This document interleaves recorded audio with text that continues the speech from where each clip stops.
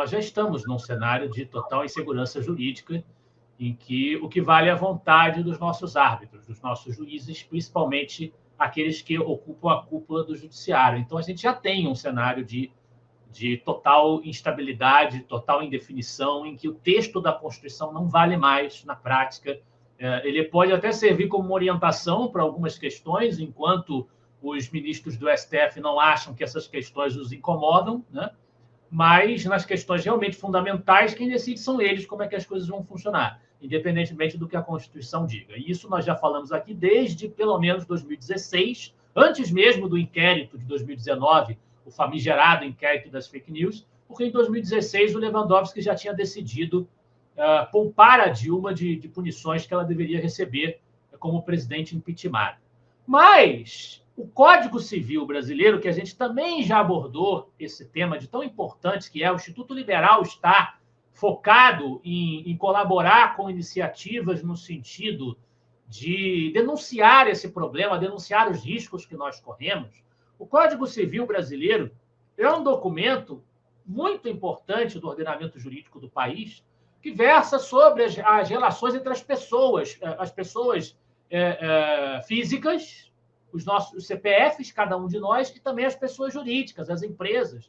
Versa sobre casamento, versa sobre herança, versa sobre família. Então, versa sobre inúmeras questões fundamentais da vida humana, no nosso meio social, nas nossas relações estabelecidas em sociedade. Então, é muito importante. E a reforma do Código Civil que se quer fazer, que foi patrocinada politicamente pelo Rodrigo Pacheco, ela tende, pelo seu texto, pelo que está sendo proposto, a consagrar, a legitimar e até piorar esse domínio do arbítrio e da vontade do juiz, que já está prevalecendo na prática na sociedade brasileira hoje.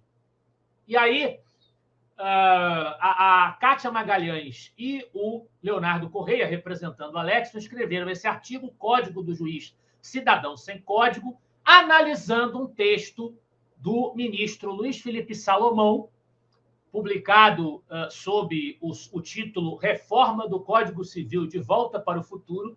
Aí eles até brincam no artigo que é um título cinematográfico, né? Vocês devem conhecer a franquia cinematográfica de ficção científica De Volta para o Futuro, a franquia antiga de muito sucesso, passava muito na sessão da tarde, que, segundo eles no artigo, poderia muito bem se chamar O Privilégio da Última Palavra, ou ainda Código do Juiz, Cidadão Sem Código, que é exatamente uma referência a você colocar autoridade na mão da imaginação do juiz, da vontade, do gosto, do poder do juiz, e não da lei, o que faz com que o cidadão, na prática, fique desprotegido do império de um código legal explicitamente determinado.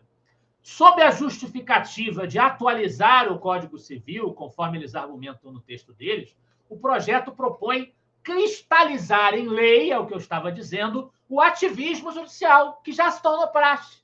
Já funciona, mas eles querem oficializar o negócio através dessa reforma do Código Civil. O ministro defende que o texto precisa refletir o entendimento consolidado, o texto do Código, né, do novo Código que eles querem aprovar, o entendimento consolidado dos tribunais, sobretudo o STF e STJ, como se a função do legislador, que é o parlamentar, fosse institucionalizar interpretações criadas fora do texto, em vez de devolver o direito ao seu leito normativo. Ou seja, ele está dizendo, basicamente, que os deputados e senadores têm que aprovar a prática que o judiciário não eleito determinou e oficializar essa prática, e não eles mesmos fazerem a lei com base na vontade daqueles que votaram neles e que os elegeram para tal. É uma inversão da ordem que ele está basicamente propondo, uma inversão de método e de legitimidade, como o artigo também mostra, né? Por exemplo, o Salomão exalta no artigo dele, que eles estão criticando, a decisão do STF no tema do Marco Civil, que passou a liberar, basicamente, a censura prévia das plataformas digitais. Ele antecipa o projeto de reescrever a responsabilidade civil, é o que eles dizem no texto, à imagem da jurisprudência, ignorando a Constituição de 88, o Pacto Constitucional de 88, e a presunção de liberdade que deveria proteger o cidadão contra o arbítrio, mesmo quando disfarçado de diligência, né? Então, eles defendem no artigo os méritos do marco civil, que a gente sabe, mas para o Salomão ele não está nem aí. Está mais do que certo. Se o STF decidiu, o judiciário tem que colocar uma cereja de bolo e coroar a decisão do STF. E mais adiante, também, a questão da herança, a qual você fez referência, eles vão dizer que, aplicando regras inexistentes no ordenamento atual, o STJ do próprio Salomão, que é ministro do STJ, a gente esqueceu de fazer menção aqui, de que órgão ele era ministro, né? Ele é ministro, estipulou para o herdeiro o início do curso da prescrição a partir da data da abertura da sucessão. E ainda impediu a suspensão ou interrupção do prazo prescricional pela propositura de uma ação de investigação de paternidade. Assim, por determinação do tribunal, o tribunal decidiu isso, um sucessor duvidoso, que a gente não saiba se realmente é herdeiro ou não, antes mesmo do reconhecimento oficial de que é herdeiro, ou seja, da certeza que tem que ser concluído que há certeza disso, legalmente, juridicamente, ele poderá reivindicar a sua parte na herança.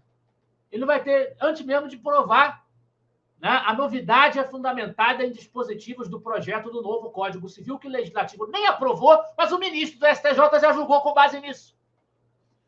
As coisas estão completamente fora de ordem, elas estão completamente fora da sequência em que elas deveriam estar. É isso que os dois estão apontando no seu artigo. E aí, lá no final, eles vão dizer que o futuro previsto pelo ministro Salomão é menos uma reforma e mais uma consagração. Ao escolher o futuro como termo vedete para o seu texto, apresentando-o como algo quase idílico e sinônimo necessário de avanços, Salomão assume o seu viés progressista, seja no menosprezo ao passado como algo retrógrado, seja na fé incondicional em uma dialética histórica destinada a conduzir a humanidade a um porvir de igualdade e justiça.